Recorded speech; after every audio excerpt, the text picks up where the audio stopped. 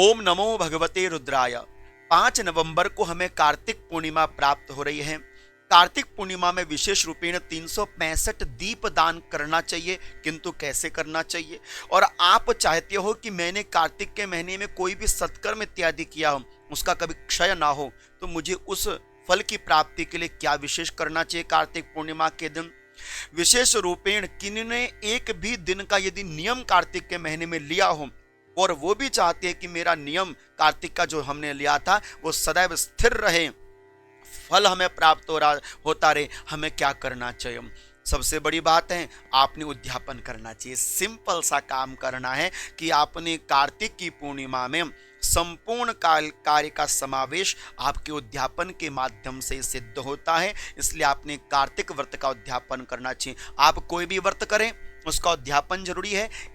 वैसे ही आपने जो कार्तिक के महीने के नियम भले ही एक दिन के लिए हो, पूरे महीने भर के लिए हो, आपको उद्यापन करना बहुत जरूरी है। और मेरा शास्त्र कहता है कि उद्यापनम विना यतु तत्सर्वम निष्फलम भवेत। बिना उद्यापन के आपको आपके फल की प्राप्ति नहीं होती जो आपने सत्कर्म किए होते हैं। इसलिए उद्यापन मूल है, प्रत्येक व्रत का, प्रत्येक नियम का मूल है। इसलिए उद्यापन करने का अर्थ है कि हमसे कहीं कोई भूल चूक, कोई त्रुटि रह गई हो देने में, भाव में, सब क्षमा हो जाए और हमें उसका फल अच्छा मिले, पॉजिटिव रिजल्ट हमें मिले। इसलिए उद्यापन करना बहुत जरूरी है। इसलिए कार्तिक की पावन पवित्र शुक्ल पक्ष की पूर्णिमा में जो 5 नवंबर को हमें प्राप्त हो रही है, आपने उसी दिन उद्यापन करना चाहिए कार्तिक व्रत का। एक संक्षिप्त विधि है कि विस्तार से दोनों में आपके सामने प्रस्तुत कर देता हूं। जो संक्षिप्त विधि यह है कि आप कार्तिक की पूर्णिमा में स्नान इत्यादि कीजिए, दान धर्म, ब्राह्मण को बुलाकर यदि हो सके विष्णु सहस्त्र नाम के द्वारा आप हवन इत्यादि करा लीजिए। इतना भी नहीं बनता तो गौशाला में दीपदान कर दीजिए, संध्या काल के समय दीपदान कर दीजिए और ब्राह्मण को बुलाकर आप, ब्राह्मण ब्राह्मणी 2 जोड़ों को बुलाकर आप उनको दान कर दे, सुहा की वस्तु दान कर दें बस। और क्षमा मांग ले कि जो भूल चूक होगी क्षमा कर दें। या मंदिर में जाकर आप पंडित जी को दान पुण्य कर दें और भगवान के द्वार पर एक दीप दान करके आ जाए। ये एक सरल विधि। किंतु यदि एक थोड़ा सा आप चाहते नहीं थोड़ा विस्तार से कर सकें तो क्या करेंगे? शास्त्र यहां पर कुछ नियम देता है कि यदि आप विस्तार से करना चाहते हो तो विस्तार से करने के लिए सबसे पहले आपको सामग्री की आवश्यकता बनेगी। जो आपके पास सामग्री स्क्रीन में दी गई, आपने इन सामग्रियों को एकत्रित कर लेना चाहिए। आप इनका स्क्रीनशॉट ले लीजिएगा अथवा आप इनको नोट डाउन करना चाहिए तो लिख सकते हैं ना, आप पॉज करके लिख लीजिएगा।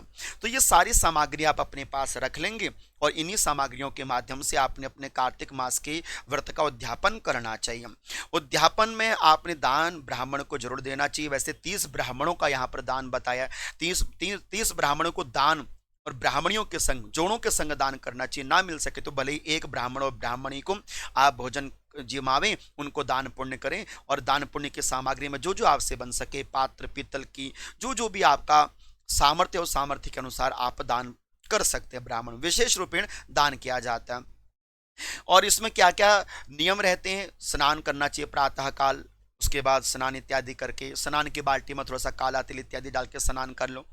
दीपदान करें। दीपदान करने के उपरांत संकल्प लीजिए। संकल्प यह लीजिए कि मैंने कार्तिक के महीने में जो भी दान किया, स्नान किया, व्रत इत्यादि पूजा पाठ करी, उसका मैं उद्यापन कर रहा हूँ। सदैव मेरा यह जब तब उत्तरोत्तर बढ़ता रहे और प्रभु में से कोई भूल चूक हो गई उसके लिए क्षमा भी करें। इस भाव को लेकर आपने संकल्प लेना चाहिए।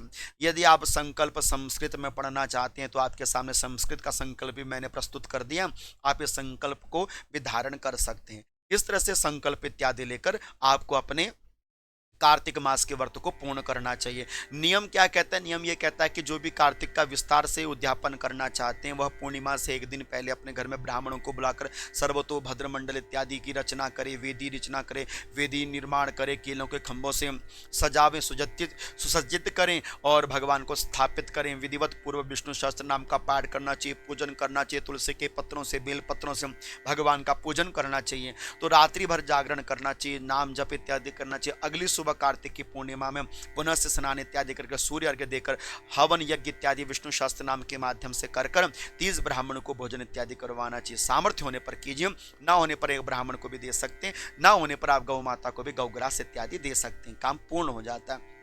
और कार्तिक की पूर्णिमा में विशेष रूपेण संध्या काल के समय आपने 365 दीप दान जरूर करने चाहिए। 365 कैसे कर सकते हैं? या तो 365 दीप होते हैं और 365 आपने पत्तियां लेकर तिल के तेल से या सरसों के तेल से दीपदान करना चाहिए। इतना ना हो सके तो क्या करें, एक बड़ा सा दीप बनाइए, 365 बत्तियों को अच्छी तरह से बांध लीजिए, एक गठरी से बना लीजिए बिल्कुल, और उसको आप अच्छी तरह से घी में डुबोकर आप उसका दीपदान कर सकते हैं। भगवान की विशेष रूपेण आरती करनी चाहिए, सत्य देवता की कथा पूर्णिमा में सुननी चाहिए। ये छोटा सा विधान है। चरणामृत इत्यादि लेकर संध्या काल के समय फिर अपने व्रत का उद्यापन कर देना चाहिए। इस तरह से यदि आप उद्यापन कर सकें, संक्षिप्त विधि से मैंने आपको बताया, कर सकें, बहुत अच्छी बात है। और आशा करता हूं कि वीडियो अच्छी लगी हो, आपकी समझ में आई हो, तो आगे इस वीडियो को शेयर कीजिएगा और हमसे जुड़े हो तो बस जुड़े रहिएगा।